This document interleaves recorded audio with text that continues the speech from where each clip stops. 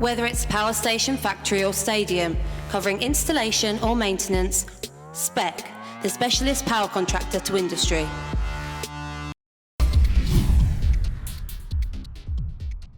What does this story of the Haka, what is it about? Well, I'm half Samoan, half Māori, so my mum's Māori, and I was brought up in a Māori community.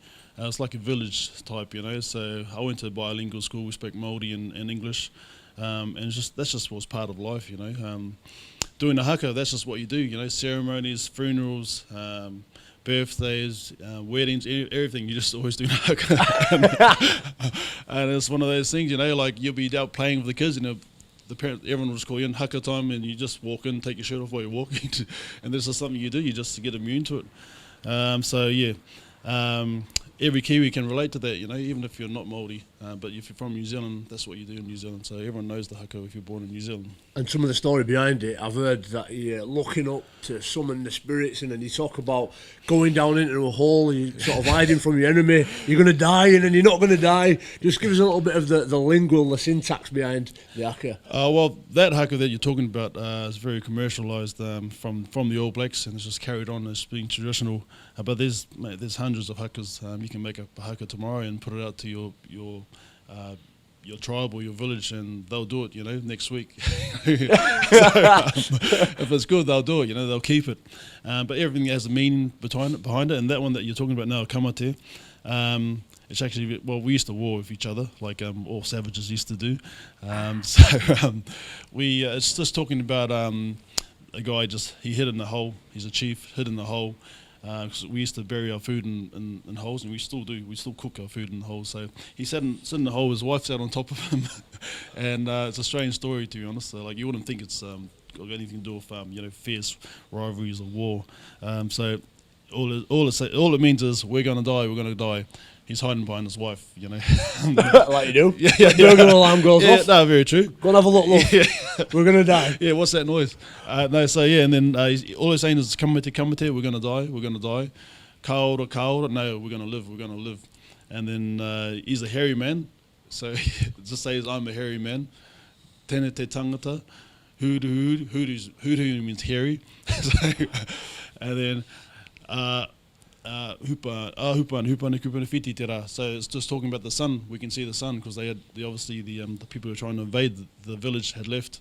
So that's what the Haka's about. I hear people a lot. In fact, both of my kids came home and said, Kylie Leuluai's been to our school a few years ago and taught us the Haka and doing it for a full week. You get asked quite a lot, don't you, to go to schools and charity events and just show little kids how to bust one out.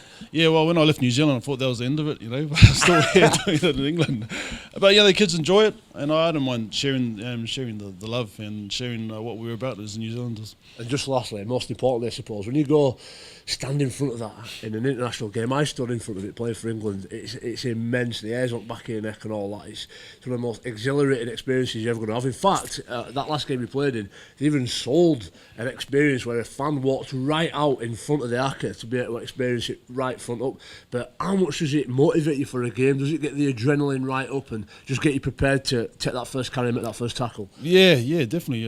I think he's got an advantage there as New Zealanders, in terms of building it. But in saying that, it's great to be opposed it too, and that's like you want to rip into them when they come out, So yes, it's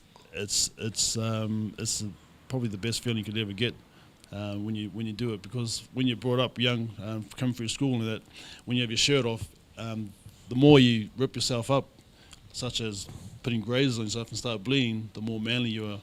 So it's a bit of a strange thing, but it's very true though. And when some Hakas you're punching the ground, but you've got to be full on punching the ground. And I got a friend of mine who actually broke his knuckle punching the ground, which is quite funny, before a game, and he didn't play the game. Wow. Yeah. He was ruled out. Yeah, sounds like a few Saturday nights outside Globe in Bromley, doing the old Bromley Haka. If you've not been to Four Nations, get yourself there, go support the England boys, and maybe you might even just get to see the Haka.